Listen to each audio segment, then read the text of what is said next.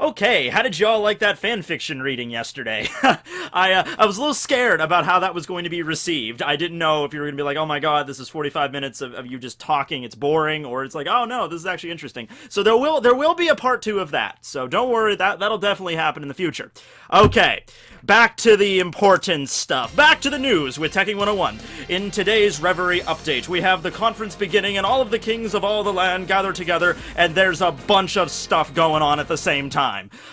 Oda and his editor, well, more of his editor, he came out and he said, you know, there's going to be a lot of stuff in Reverie. You might want to reread a lot of these chapters. And after I actually sat down and just wrote all of the different plot lines and plot threads that are just going on in Reverie right now, I could totally see that. We are 4 chapters into Reverie. Granted, Reverie is not going to be a very long arc, but we are just 4 chapters into it, okay? I'm thinking, I think his editor said it's not going to be more than 10 chapters. I'm going to lowball it and say at the absolute minimum, 8 chapters. Okay, but even if I don't think it'll be that, you know, low, but that's just, like, absolute, like, if Oda's like, okay, we just gotta get to Wano, we gotta move this along, 8 chapters, that's the bare minimum I can get this done. So, it'll probably be, like, 10, but even if it is 8, we're only halfway through it, and we still have a lot of stuff left. So, these are all just the plot threads that we have right now, just to try to get everything orderly, and I'm gonna break them all down for you, and we're gonna talk about each one, and where it could end up. Of course, I don't know where they could actually go, and some of these might be dead ends. I just wrote down, like, everything I could think of. Actually, I just thought of another one right now that I forgot, so we're gonna add that to the list. Yeah, it's 1, 2, 3, 4, 5, 6, 7, 8, 9, 10, 11 of these. It's just stuff that's going on right now. And I've talked about some of this stuff, like the Jewelry Bonnie and Kuma thing is in here. I just made a video about that like 2 days ago. So if you want to go watch that, check it out here. I'll throw in links to all videos that are related to that stuff up here, as well as with some links to my Reverie videos. But the first thing I wanted to discuss is the Fujitora plot thread. This is kind of like Game of Thrones, like a bunch of stuff going on at the same time. I love it. Okay, so the Fujitora plot thread is this. Fujitora, after witnessing Doflamingo's actions in Dressrosa, and upon becoming a newly appointed admiral in the Marines, a newly appointed member of the Marines and the world government in general, he wants to abolish the warlord system, and he's gathering as much support for this as possible. He reaches out to King Cobra of Alabasta Kingdom and King Riku Duld III of the Dressrosa Kingdom to see if they will support him in this declaration, I guess, or this proposal is a better way for me to describe it. I could see him taking a stage at Reverie. Like right now, from what we understand, Reverie is just like the 50 kings sitting around that table, but it's a 7-day conference, so I would assume like at certain points they stop discussing things with each other and like, okay, well, we now have Admiral Fujitora to the floor, or Isho, please step forward, and then he'll step, you know, in the middle of that giant world government sigil or something, and he'll address the delegates, so to speak, and like, okay, everyone look up. I can't see, but I want to understand that you're all here. You're all here, right? You're not going to get up and leave. You stay there! I hear you going to the bathroom. Okay, listen. We need to abolish the warlord system, alright? So, that's his basic deal here. Where is this going to go? I don't see the warlord system getting abolished at the end of the arc. I do not. Rather, what I see happening is Fujitora, whether or not he gets the support from Cobra and Riku, which is not a guarantee. You might figure it would be because, well, yeah, they both had their respective kingdoms screwed over by the warlord system, Cobra by Crocodile, and Riku by Doflamingo, but you have to consider not only the fact that, you know, this might cause more problems in the world, because they're kings. They're smart. They're not just gonna be like, yeah, Cobra, you know, Cobra's like, oh, Crocodile messed up with my whole kingdom. The whole system is wrong. The whole system needs to be abolished. I don't see Cobra doing that, mostly because I think he's a guy that understands the balance of power in the world to an extent, and how the warlords play in to that balance of power. You know what I mean? So, he might very well not stand with Fujitora on that issue. But, even if he doesn't get any support. Even if it's just Fujitora standing up there, giving out this idea to all of the kings, he's going to at least talk about the new invention that Vegapunk has unveiled to him, as that he witnessed, that he was discussing with Green Bull. And by the way, I put Green Bull on here as just a possibility of him being revealed. I don't think he's going to be doing anything major, though. At most, I could maybe see Green Bull and Fujitora giving this speech together. So they're, you know, at least, oh, instead of one admiral, you know, going along with this, you know, eliminating the warlord system, you have two admirals. Granted, both of these admirals were just administered into the world government and the Marines, like, within the last 2 years, but you got two of them backing this proposal. It might actually have some water to this. So I could see Green Bull doing that, but I don't, they really haven't gotten a lot of backstory on Green Bull that he's going to be really relevant in Reverie, rather than us finding out what he actually looks like. That might be the big reveal we get with Green Bull. We don't know much about his personality other than the fact that he apparently likes really hot chicks and that he's fasting right now. And that if a hot chick fed him, he would stop fasting. So that's all we got. I don't think there's going to be a major plot thread with him. He might just be the support of Fujitora's. We don't even know what his thoughts are on the whole warlord thing. Because I think he said something along the lines of like, man, Fujitora, you crazy son of a bitch. And Fujitora's like, the warlords will no longer be necessary. And he's like, haha, man, you nuts. So that might be like, maybe he'll go along with it, maybe he won't. I don't know. But yeah, that's something to definitely discuss there. And then when we find out what Vegapunk's invention is, that I think will be a good conclusion to this plot thread for this arc. They might consider it. They might be like, upon seeing Vegapunk's new invention, the kings, and they might be sitting around and be like, okay, well, let's think about this. I don't know how this works. I don't know if it's like, if enough of the kings of the world, and the kings and the queens, I guess I should say, because there are all women present as well, if they all get together and they vote on something that the Gorosei have to listen to it, or they petition the Gorosei, I don't know how this works. Because you'd figure, since this is the world government, you'd think the kings have a say in it. I mean, okay, Iwasama, the Gorosei, you know, they're the ones that, in the Tenryubito, okay, they're the ones that have final say. But they have to set up some sort of mechanism for this. They have to set up some sort of like, okay, all 50 kings are telling us to abolish the warlord system. Or maybe not even if it's unanimous. Just like, sir, 41 out of the 50 kings are asking for us to abolish the warlord system. Maybe we should listen to them. I don't think the Gorosei are just going to be like, screw it, warlords forever. They'll have to consider it, or they'll at least have to, you know, take it up, you know, and like, all right, well, let's consider what the alternative is here. So, yeah, I think that'll be a good conclusion to Vegapunk and Fujitora's little plot thread there. I don't think we're going to get to see Vegapunk in this arc. I mean, that'd be really cool if we could.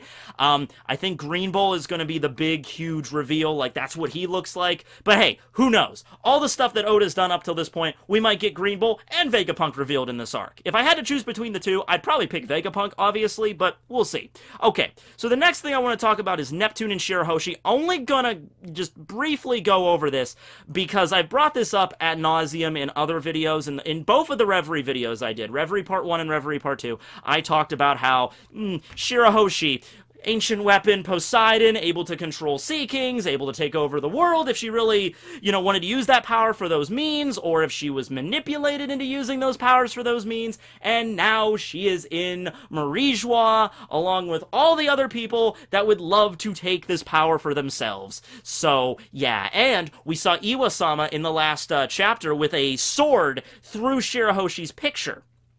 So, that could either mean... honestly, I think that's pretty obvious. I was going to say that could either mean he wants to kidnap Shirahoshi for his own devices, or he wants to kill her. I think it's pretty obvious when you ram a sword through someone's picture, you want that person dead. And I think that if Iwasama is truly this, you know, very knowledgeable king, he's not just a placeholder king, he's not just someone from the past that they're just holding up like a long-forgotten relic just for tradition's sake. If he's actually the conniving manipulator that I think he is, he's like, okay, it would be cool to have an ancient weapon on our side, obviously, but I think it would be better off if she was just dead.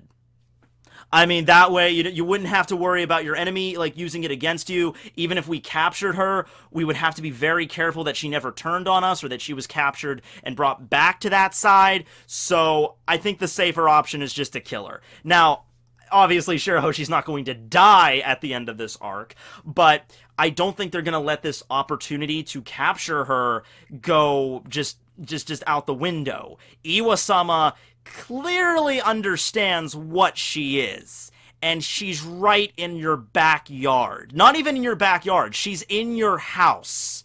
Like, if they wanted to straight up kill Shirahoshi, there is probably more than 100 different ways that the Gorosei and or Iwasama could initiate this at any time in this arc. I don't think she's gonna die, but she might get captured. And it might be a situation where Neptune and all of, you know, the brothers, they're captured as well, and they're all taken away, and it's like everything, I could see it now, I could see everything's going good in Reverie, oh man, it's all working out, and they're all ready to leave, and then they just disappear. And they're just gone, and then, you know, after Reverie is concluded, all the other kings leave, and there's no one to help them, and they're just like, okay, they're captured, and we'll see where this will go at the end of Reverie. But, yeah, the situation with Shirahoshi, that is definitely going to be coming to a head, and it was kind of already set up from what Sharlos did with, Shirahoshi trying to kidnap her, and then Mules Guard interfered, and Mules Guard is on here as well, and I'll just get to him now. These are not really in any particular order, I just kind of jotted down all the ideas I had at once. So, yeah, Mules Guard. I think it is possible that Mules Guard could straight up die. In fact, I'm definitely putting money on that. Mules Guard has always been kind of a weird celestial dragon because he refuses to own any slaves ever since he encountered Otahime and everything, and of course this ties back with Shirahoshi and the Ryugu Kingdom.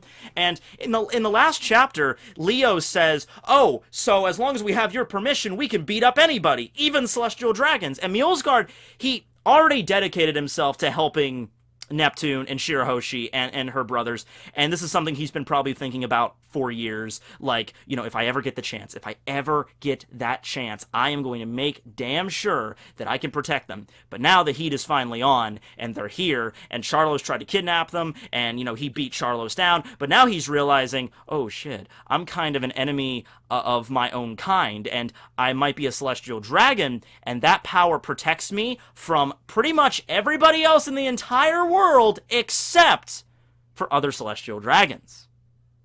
So, here's the thing. Most of the celestial dragons that we've seen up to this point are lazy, royalty, self-entitled, pieces of human trash that would better be off just floating upside down in the Dead Sea. You understand where I'm going from here. You can't float in the Dead Sea. Yeah. Okay. So, why can't you float in the Dead Sea? I remember reading something about it. It was like the salt concentration or something. Whatever, it doesn't matter. Anyway, we haven't really seen a world noble outside of, we haven't seen a world noble like Doflamingo that's a current member of the world nobles. That's what I wanted to say. Doflamingo was this really strong, don't fuck with him kind of person, and yeah, he was technically a world noble, but you know what I mean. Like, he was kind of knocked down from that position, and the world nobles were honestly kind of more scared of him than anything. He didn't go around wearing the outfit. It would be cool if there was a world noble that was in Marijois that was, you know, kind of like Doflamingo, or he was, like, actually strong. Not just someone that's just like Sharlos, who's like, Daddy, I want candy! You know, someone actually, you know, threatening. And that person shows up, and that person kills Mules Guard, or of that nature. I definitely could see him going down, because I could see this being a good end to his story, and we find out, of course, we find out more about Mules Guard. We get to like him throughout this arc. We kind of already do like him. He used to be a celestial dragon. He still is, but he used to conscribe to the same thought process as all the other celestial dragons, like, we are superior to all the other people on the planet. But then he met Otahime, and he changed his perspective, his lease on life. He doesn't own any slaves. He wants to protect Shirahoshi. We're going to get to really like him, and then at the end, it's going to find out that his kindness was for naught, and that the celestial dragons kill him to remove the traitor from their midst. That's what I think is going to happen with Mules Guard, so don't get too attached to him. All right. So, moving along with the World Nobles, is there anything else I want to talk about them directly? The Roswald and Charlos thing, I don't think it's going to be anything with them directly. I don't think Roswald and... because they're kind of like the comedy relief duo. You know, there's like, oh, my son, you've been hurt. Not again. You know, Daddy, I just wanted a mermaid. You know, they're just kind of goofy and funny. But I think they are going to be the impetus for what might happen with Mules Guard. Like, Roswald calls out a hit on him, or he gets some other celestial dragons to help him out. That's kind of the way that I think that's going to go. But, yeah, nothing, like, super major with Charlos and Roswald directly after this point. I don't know where Charlos' sister went, Shiarlia, or whatever her name was. I don't think she got, like, any real development or anything beyond just the stereotypical, celestial dragon BS. You know, like, she thinks of herself as haughtier than everybody else.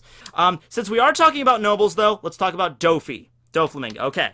This is not in Marijois, but it might be something that's going to be brought up, maybe not in Reverie, but in, like, the post chapters of Reverie right after it, before we get into Wano proper, because I still think Oda's going to do that. I don't think it's going to be like chapter 911 is the end of Reverie, and then chapter 912 is like kicking, like, oh, here we are at Wano. No, I still think there's going to be some after arc buffer chapter.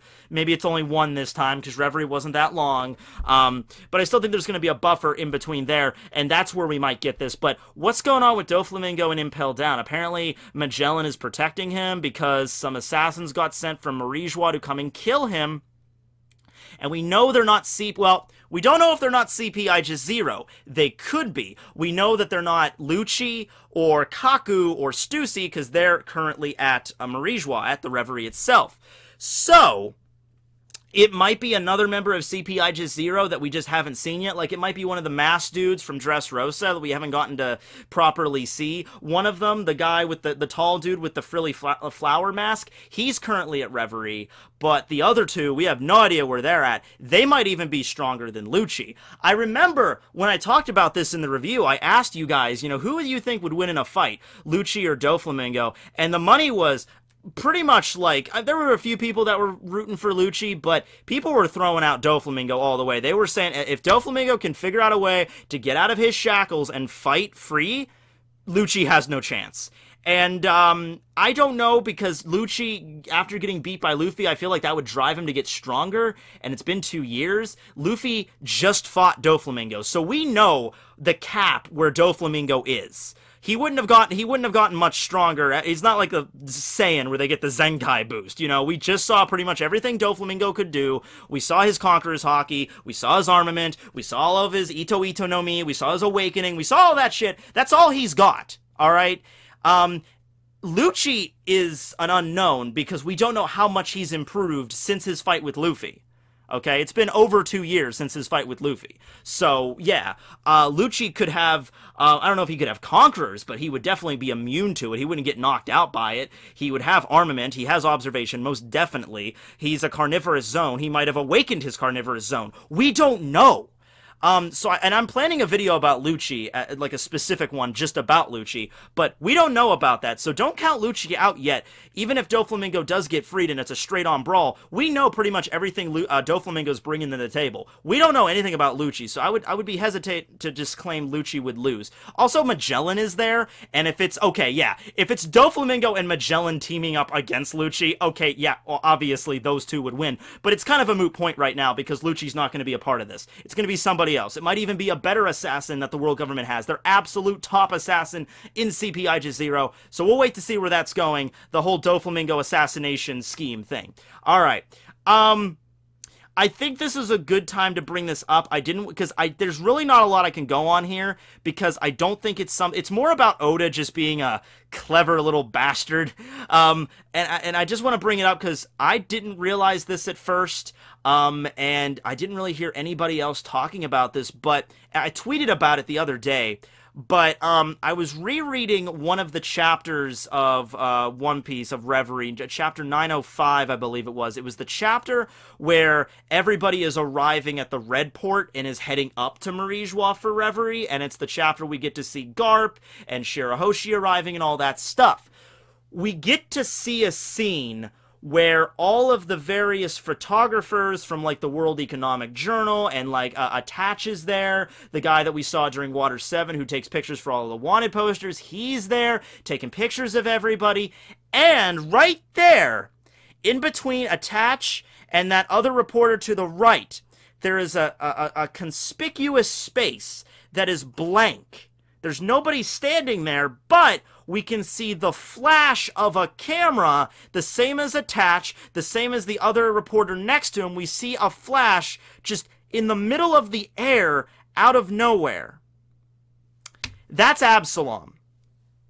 That's the thing about Oda inventing an invisible character. Okay, well, he didn't invent the invisible character, but making Absalom an invisible character and also having him around. You see what he's doing? Absalom could literally be anywhere at any time. He was at Marineford. Oda has already confirmed this, but he was at Marineford. He could have been here. He could have been in Dressrosa. He could have been on Totland. He could have been anywhere because he's invisible. Brief overview of Absalom's Devil Fruit, the Clear Fruit, or the Suki no Mi. It's a pretty simple power. It allows him and anybody or anything he's touching to turn invisible. I think it even applies to human beings, because I think he made Nami turn invisible as well. And he also made those guns on his arms for his, like, his cemetery hands, you know, he made those, you know, Hands of the Dead. He was the Cemetery King. That's what his title was, which is a pretty badass title. I like Absalom. I mean, yeah, he was a pervert and everything. Tried to, you know, screw around with Nami in the shower. That was messed up. But in terms of a design, in terms of a Devil Fruit, he was an alright guy. He's the Cemetery King, and his Hands of the Dead was his power. It was just a pair of guns that he attached to his arms and he made invisible with his power. Pretty basic power. But after Thriller Bark, Oda has come out and stated that he's actually a freelance journalist now under the pen name of Absa, and he's writing all of these big scoops because he's traveling the world undetected as an invisible man. Now, you could always say there's a bunch of flashes in this panel. Like, I even think there's a flash in the background you can see there where nobody's attached to it, but it's kind of blocked. But I think there's definitely, like, come on. Oda left a spot between these two guys and left the flash there for a reason. Oda loves doing that kind of shit. He loves to throw these little tiny Easter eggs into the corner where we would never think to look, and it really, it makes him so delighted whenever somebody points it out in an SBS. I don't know if anyone will point this out in an SBS, but I hope they do, and I hope Oda addresses it. And I know for a fact he's gonna be gleeful as a little boy in a candy shop when they say, like Charlie when he found the last golden ticket. He's gonna be like, I'm so glad you noticed that. Yeah, that's Absalom. He's right there. He's right between them, and he's taking pictures because he's invisible. So, yeah, Absalom is there. I don't think this is going to be anything major, because the same thing that what happened with, like, when he was invisible and he spotted the Kid, Hawkins, and Apu alliance, he didn't do anything there. He didn't, like, show up and been like, I will stop this alliance. You know, he doesn't do that. He's a journalist. He's a freelance reporter. I think after getting kicked in the head a few dozen times by Sanji and then getting electrocuted by Nami, I think he realized, like, you know what? I'm done with fighting for a while. I'm just gonna write stories, and that's how I'm gonna make money. Now, he is still connected to Moria and Hogback as well. Don't throw Hogback out of the equation. Perona's off on Muggy Island having sex with, you know, Mihawk on a nightly basis, which I'm glad the two of them got together. It's great. It's already a thing. It already is confirmed by me in my headcanon, therefore it's true. So Perona's not so much involved in this, but Absalom getting all of this information, not only publishing it in papers, but also going back to Moria and reporting everything. And if Absalom could be in Reverie. Absalom could be in this room right now. Now, you have to be careful, because a lot of people have observation hockey, and observation hockey would kind of throw a wrench in his whole plan right away. So maybe he is, maybe he isn't in Reverie. Maybe he just chose not to, you know, try his luck with Marie-Joie, because anybody with observation, like Lucci, could walk up and be like, I know you're standing right over there. Unless, nah, I don't even think that would work. I was thinking, like, if somebody that had observation hockey could counteract the effect of somebody else, but that's not how it works. Even if Absalom learned observation hockey, he wouldn't be able to be like, he doesn't have like life erase or something to completely erase his presence like Melioran from fucking Hunter x Hunter, who has like the God's perfect plan shit. He doesn't have that. He's just physically invisible, okay? He still makes noise and everything, so we'll see where that goes. But Absalom is definitely hanging out there somewhere. You know he's there. Hey, he's still in the Red Port. He could be spying on, you know, somebody else, like the Vice Admirals right now. That still wouldn't work, because all the Vice Admirals have observation. But we'll see where that thing, if Oda chooses to pan that out. I don't know if he will, but we'll see where that goes. Okay, and so these next two things I'm going to talk about are plot threads that could potentially lead somewhere, or they could just die, because they're just comic relief. But they could lead to something, because that's just how Oda does stuff. And that is Steli and Waffle. They started off Reverie as kind of these characters that, they're just like these really boisterous kings of their respective nations, and they're just like, ho, ho, ho, we are so powerful, we are so rich. That's how they act, but they could go somewhere. Waffle might start shit with Dalton, and that could lead to something. Steli could actually try to sit on that throne, and that could lead to something. It could lead to them getting excommunicated from the world government, for one thing, but it also could lead into something a little bit more dangerous. You know where I'm going here? You know where stupidity could lead? You know, if the person is a particular idiot, and Steli is definitely that kind of particular idiot. Remember, he's tied to Goa Kingdom. That's technically where Luffy's from. That's his hometown, and it could lead to something bad in that area, and we don't want that. So I'm not really sure where that could go. It's just that they're two really stupid people, and they could do really stupid things. That's basically where Waffle and Steli are at right now. Or they could finish out Reverie as just the comic relief kind of characters, like the Buggy of the Reverie arc, basically. That's Steli. But I wanted to bring them up because you can never be too sure. Okay.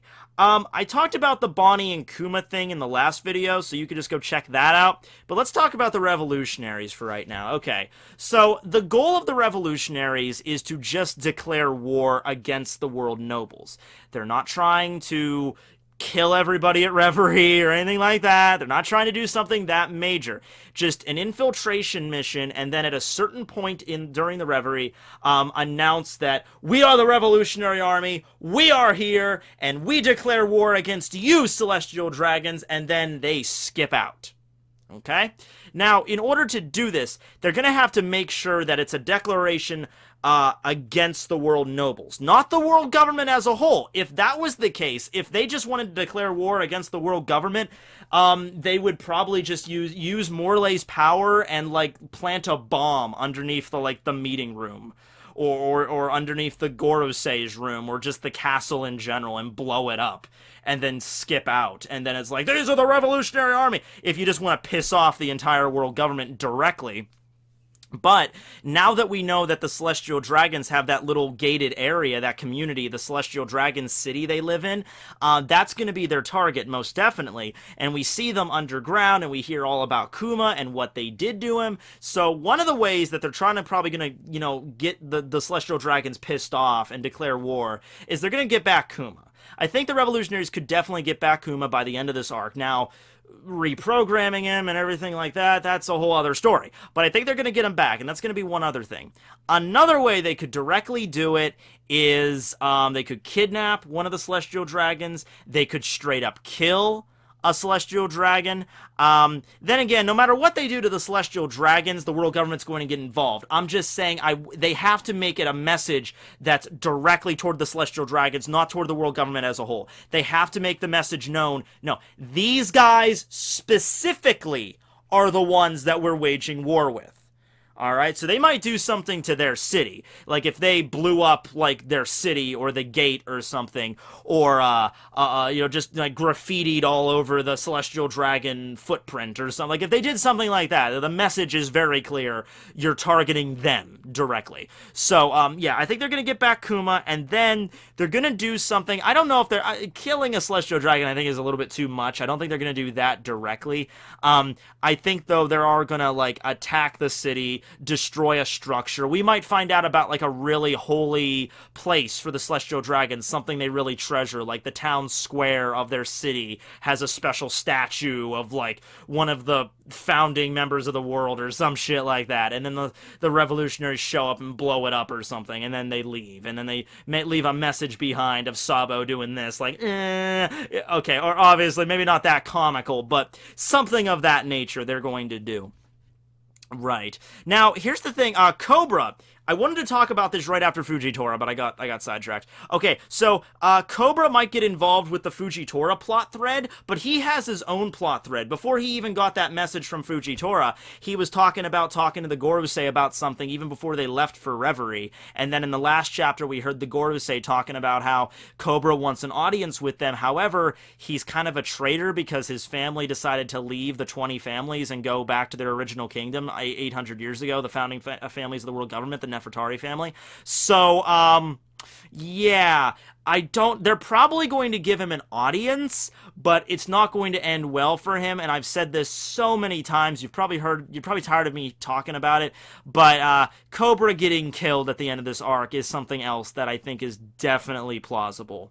It might even be a thing where he agrees to help out Fujitora, but before he gets the opportunity, he gets killed. Or he gets thrown in secret prison for the rest of his life. You know, even more secret prison than Impel Down. You know there's, like, the dungeons of Marijois under that damn castle. You know they're down there. You know, some even particularly dangerous, you know, war criminals are down there probably somewhere. Yeah. So, is that everything? I wanted to talk about, and Iwa-sama. Where do I even go with this? You know, there have been people that have hypothesized that maybe he has some sort of devil fruit that allows him to see into the future. Or not see into the future the same way Katakuri did, but see into the future, or a prophecy kind of ability. Might not even be a devil fruit. Some kind of ability that truly makes him worthy of being the king of the world. Why the Gorosei bow down before him. Look, let me tell you this. There were people that were kind of bent on the Gorosei being like immortals or something, like they were around for 800 years. I wasn't for that. But if there's any character in the One Piece world that could be like this immortal, never-dying, eternal ruler who's a prophet that could see things into the future and has been guiding the world for the last 800 years, hey man, if you're going to have anybody do that, at least don't have it be a group like the Gorosei, have it be one person and have it be Iwa-sama. I could see that. I could definitely see that as him being this character. Now, is he going to be the final villain of One Piece or something like that? Well, I would recommend you go watch Roger's live stream that he just did. Unfortunately, I couldn't be there for that. Roger sent me an email. He sent me a Twitter. He's like, hey, I'm doing this Iwa-sama villain live stream. Want to join in? And I'm like, shit, I literally just got off work and I didn't get home. I got home and I ate my dinner and he was done. I'm like, crap. So maybe next time. But go watch that where they do a whole discussion involving Iwa-sama there. Iwa-sama himself and the whole thing with the big straw hat, I made a video about that already, so that's on here, but I already talked about that. The hat. What's up with the hat? We don't know. Iwa-sama was just introduced 2 chapters ago, in chapter 906. So, your bet is as good as mine. You know, I'm gonna go with him being this very, like this Machiavellian schemer, possibly immortal, or possibly, if not immortal, has been alive for a very long time. Maybe he could die someday. He's just like 1,000 years old or something.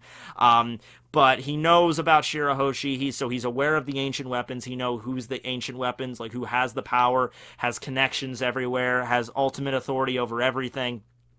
That kind of shit. So, yeah. that's Iwa-sama there.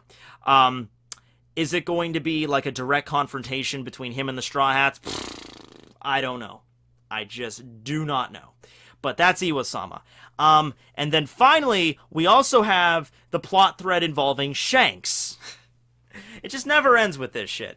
And by the way, there's other plot threads if you want to involve everything, like the Garp thing talking about rocks, but that's not really involving Reverie. That's kind of something different. But yeah, the last thing involving Shanks, it's that he was discussing Blackbeard with the Gorosei. I think that's the most likely. You could throw a second possibility that he might be discussing Luffy, basically just telling the world government to, you know, go easy on Luffy, don't go at him, because I'm his ally, and I'll be the one to fight back as well, so just letting you know that piece of information. But I do think it's Blackbeard instead, that he's definitely going to be referencing to. And like I said, you could watch the video if you want more information on that. The Bonnie and Kuma video, the Straw Hat video from in the giant freezer dungeon thing, and the Shanks videos are all videos I made related to Reverie, as well as with the Reverie videos themselves. So, oh man, Oda, you're really giving us a lot of crap to unpack, you know? Just this video, which I thought would be, oh, this will be a nice quick little video. Just go over all the plot threads in Reverie, man. This shouldn't take too long. I've been here for probably, what, like over half an hour, probably 40 minutes? God damn, and I probably left some stuff out. I don't know. You talk about stuff below. Why do I have to do everything? Why do I have to be the one to always talk about stuff just because I'm a YouTuber and it's my job to talk about stuff? I don't know. To give you a parting gift, while I was, you know, collecting images and stuff for this video, I found a few sexy images of Rebecca and Robin from Treasure Cruise. This one has Rebecca dressed up like a wolf. Okay, so I'll just leave you with these. Signing out, everybody.